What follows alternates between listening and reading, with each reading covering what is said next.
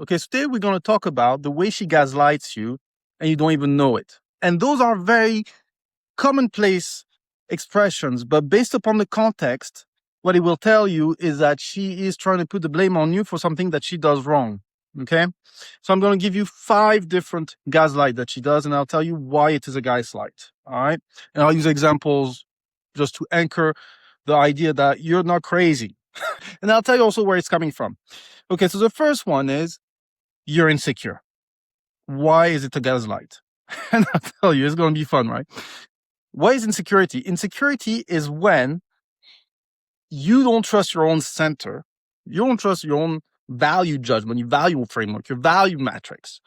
That her perception of you as something, as somewhat, as a qualifier, matters more than the own vision that you have of yourself based upon that value matrix that you have. So if you buy into you're insecure and you're worried about, oh my God, if I say this, I'm insecure, you're actually proving the insecurity. Whereas when you're being dismissive about that qualifier that she just gave you about you being insecure, you're actually showing the opposite of it. But you can see how this is psychological warfare. All right, not the first one. But actually, I'll give you an example for the first one. Imagine you're out and she is obviously flirting with a guy. That's disrespectful. And it's like, what the fuck are you doing? This is not May guarding. It's just basically calling out the fact that she's being disrespectful. The fact that she doesn't value the relationship. All right. Second one is you're too sensitive. All right. Usually when they say you're too sensitive, it's because they don't want to take accountability for something that is a bit out of pocket. And they put the blame back on you. And you're like, hold on. Am I dreaming? It's like, she has the audacity to say I'm oversensitive. But imagine, right? Ask yourself this. If she was in the same situation and you were doing the same thing, she wouldn't be having it. However, when she does it, she thinks you're the problem. Isn't that funny, right? Use an example. Say, for example, she keeps on texting her ex at night when you're in a relationship. I mean, what are you talking about? And the thing is, ask yourself this. Maybe you've been in a situation where you were texting an ex and she told you to fuck off. Why is she texting an ex when she's with you? Do you see what I'm saying? Makes no fucking sense. Again, lack of respect. Third, you're imagining things. Say, for example, that she said that she would see you on Thursday, but no text whatsoever. So there's not like paper trail, digital paper trail. And you know for sure. And because she had better plans and everything. And when you call her on that, she's like, what are you talking about? I never said that. Then she's trying to gaslight you because she doesn't want to come across as someone that is flaky, someone that is superficial, someone that doesn't live up to our words. But for sure. Again, lack of accountability. Fourth. What was the fourth one? You're overreacting. Okay? So say, for example, I'm giving you the example of the girls trip. She says that you're overreacting because you don't like girls that goes on girls trip. And that's the first time that she brings that up. And you're like, am I overreacting by saying that she's not on a girls trip? You're in a relationship and everything, right? And that girls trip is, let's say, in a very promiscuous city. Let's not put shades on some city, but let's just call it that. And you're like, okay,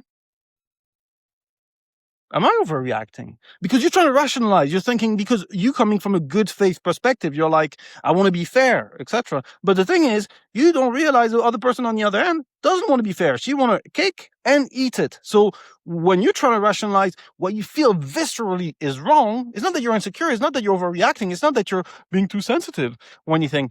It is something that you feel is wrong. Okay, say for example, she tells you, oh, I'm going to XYZ city on a girls trip. Instead of saying, you know what, crack on, baby, crack on. You say, well, I'll be going with the boys in Vegas. What should change her mood? What should change her mind? And see who is overreacting or being oversensitive or whatever. And the last one is, I never said that.